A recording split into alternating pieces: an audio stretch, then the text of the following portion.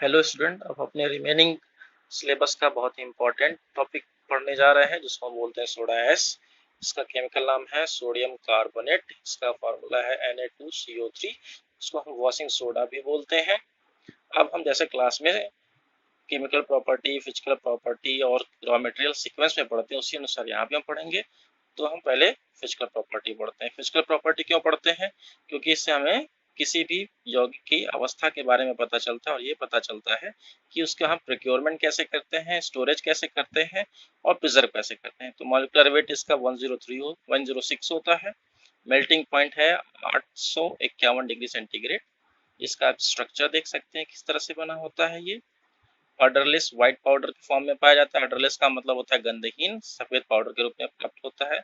Anhydrous form इसका होता है वॉशिंग सोडा का Na2CO3 10H2। इसका मतलब है sodium carbonate decahydrate. Chemical property इसका pH 11.5 होता है। इसका मतलब ये है कि ये स्ट्रॉन्ग बेस या अल्कलाइन इन नेचर होता है। इंडस्ट्रियल यूज की बात करें तो कहाँ कहाँ यूज होता है, तो डिटर्जेंट और सोप बनाने में इसका बहुत ही ज़्यादा उपयोग होता है। क्यों? क्योंकि ये क्लीनिंग एजेंट है। ये डस्ट और ग्रीस को रिमूव करता है। इसके अंदर ये प्रॉपर्टी होती है। इस वजह से डिटर्जेंट और सोप फॉर्मेशन में इसका बहुत ज़्यादा यूज होता है। ग्लास इंडस्ट्री में क्यों यूज होता है? क्योंकि ग्लास इंडस्ट्री में ये प्योर सिलिका के मेल्टिंग टेम्परेचर को रिड्यूस कर देता है। इसका मतलब ये हुआ कि सिलिका के टेम्परेचर को रिड्यूस करने का मतलब ये हुआ कि एनर्जी रिक्वायरमेंट को ये रिड्यूस कर देता है, जिससे हमारे एनर्जी रिक्वायरमेंट कम होती है और सेविंग होती है एनर्जी की। पेपर, टेक्सटाइल, बोरेक्स में भी फॉर्मेशन में हमको हेल्प करता है। इसलिए इसका बहुत ही ज़्यादा वाइड यूज है। अब आते हैं मेथड ऑफ प्रोडक्शन में।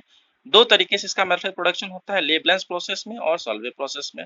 लेबलेंस प्रोसेस आउटडेटेड हो चुका है, अब उतना यूज में नहीं आता है। इसलिए अब जो सबसे ज़्यादा यूज होता है वो सॉल्वे प्रोसेस होता है।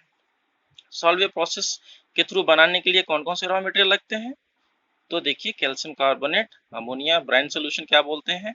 ब्राइन सोल्यूशन होता है एक्वस सोडियम क्लोराइड, जिसमें 30% कंसंट्रेशन के साथ सोडियम क्लोराइड का सोल्यूशन होता है, और H2O। अब सबसे इंपॉर्टेंट टॉपिक, जैसे हम कहते हैं कि फिजिकल, केमिकल फिजिकल के बाद अब आते हैं हम इसके केमिकल रिएक्शंस पे। तो बच्चों, जैसे कि हम क्लासरूम में पढ़ाते हैं, बिल्कुल उसी तरह हम यहाँ आपको बता रहे हैं।